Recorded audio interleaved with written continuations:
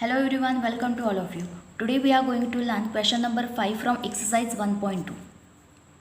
Question number 5 solve करने से पहले हमें क्वेश्चन नंबर 5 में एग्जैक्टली क्या दिया है वो हमें समझना चाहिए.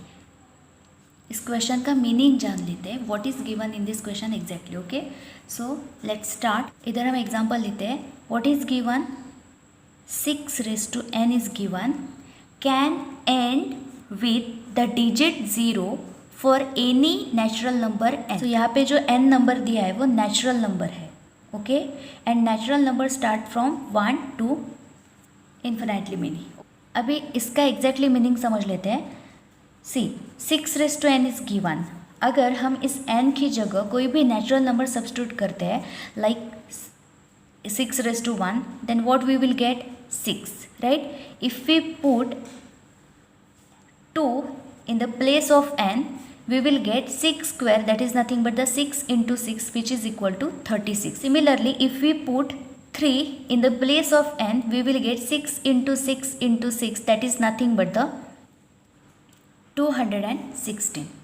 अगर इधर हम कोई भी नंबर कंसिडर करते हैं like 6 raised to 1, 6 raised to 2, 6 raised to 3 या फिर 6 raised to 4, 6 raised to 5 and so on, then हमें जो नंबर मिलता है लाइक इधर हमें अभी 6 raised to 1 लिया तो 6 मिला है, 6 स्क्वायर लिया तो 36 मिला है, राइट.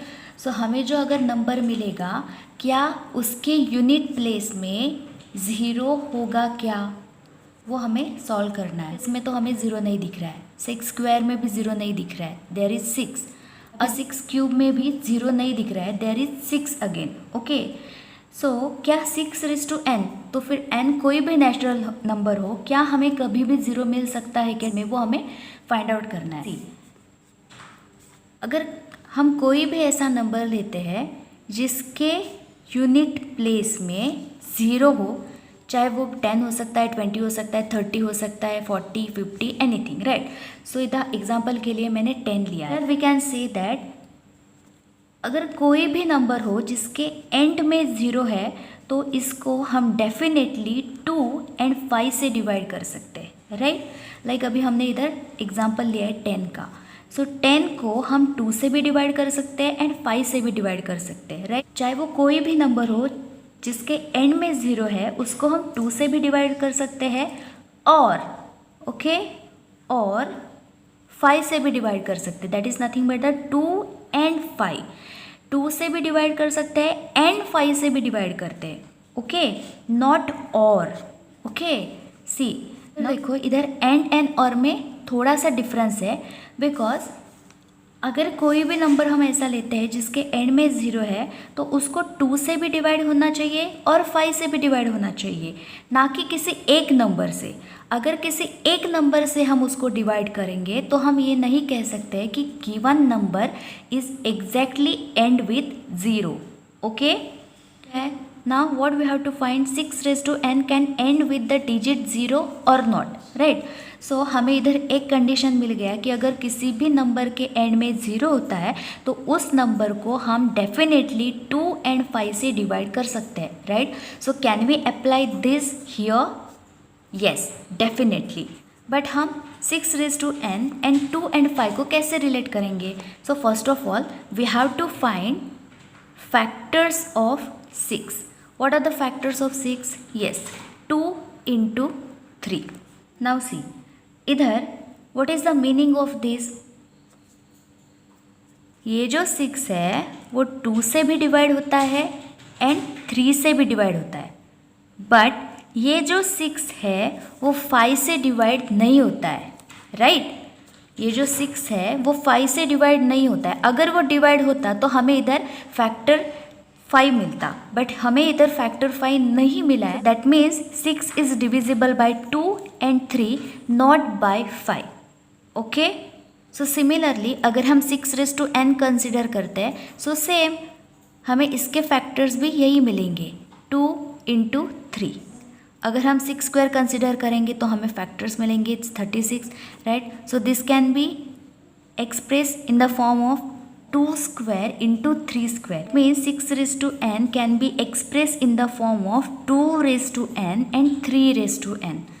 ओके, ना इस सब से हमें क्या पता चलता है कि अगर हम 6 raised to n, that n अगर हम कोई भी नेचुरल नंबर कंसिडर करेंगे तो इसका फॉर्मेट यही रहेगा, that is 6n is equal to 2n into 3n, correct. That means इसमें कभी भी हमें 5 नहीं मिलेगा। सो इधर हम क्या कंक्लूड कर सकते हैं कि 6n 5 से कभी भी डिविजिबल नहीं होगा, राइट। वो 2 से डिवाइड हो सकता है लेकिन 5 से डिवाइड नहीं हो सकता।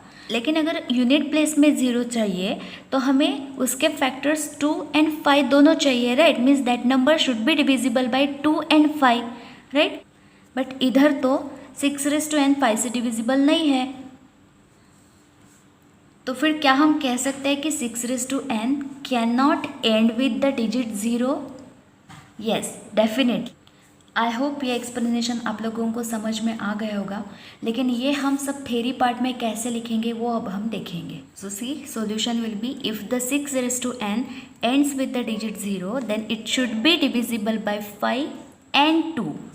Now prime factorization of 6n is 2 into 3n.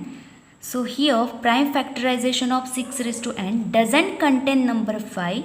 Therefore we can say that 6n is not divisible 5, and thus it proves that 6n cannot end with the digit 0 for any natural number n. अभी हम question number 6 solve करेंगे।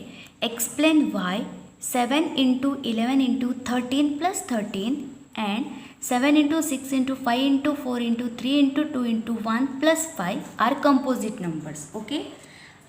In short, suppose this is x and this is y.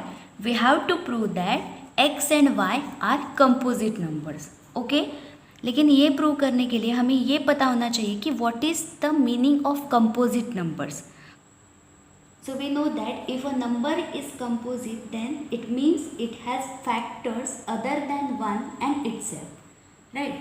x and y अगर composite numbers होंगे तो उनके बहुत सारे factors होंगे other than 1 and itself, okay. तो हमें इधर क्या प्रूव करना है, तो फिर हमें आंसर मिल जाएगा।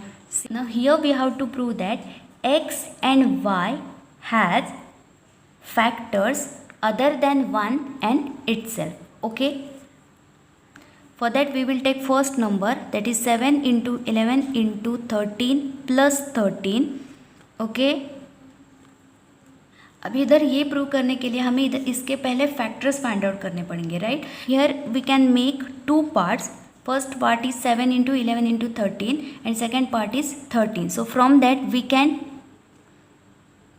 take 13 common, that means we can take 13 outside. So what will remain in the bracket, that is 7 into 11 into 1 plus 1. So this is 13 and if you multiply this that will be 77 plus 1. So you will get 13 and 78.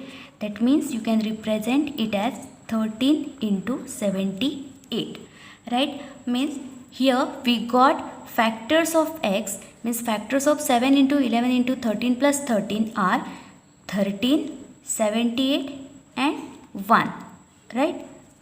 So yes, हमें हमारा answer मिल गया। सी, ये जो number है उसके 13, 78 ये factors है। इधर हम डायरेक्टली कह सकते हैं कि ये जो नंबर है वो कंपोजिट नंबर है। नाउ सेम इधर भी हम 2 पार्ट्स कर सकते हैं, first of multiplication and 5 second part. So इधर हम 5 कॉमन ले सकते हैं। So what will remain in the bracket, 7 into 6 into 5 into 4 into 3 into 2 into 1. Sorry, this is not 5, this will be 1, right, because 5 हमने common लिया है। So here plus 1। This whole number को मैं अभी z कंसिडर करती हूँ plus 1, okay. अगर इसका आंसर आपने फाइंड आउट किया तो भी चलेगा, अगर आंसर नहीं फाइंड आउट किया तो भी चलेगा। अगर आपने इसका आंसर फाइंड आउट किया तो आपको मिलेगा 1008 plus 1. So here you will get 5 into 1009 means 5 and 1009 are the factors of this number. So see, इसके भी हमें दो फैक्टर्स मिल गए other than 1 and itself, right? So definitely here we can say that given both numbers are composite numbers.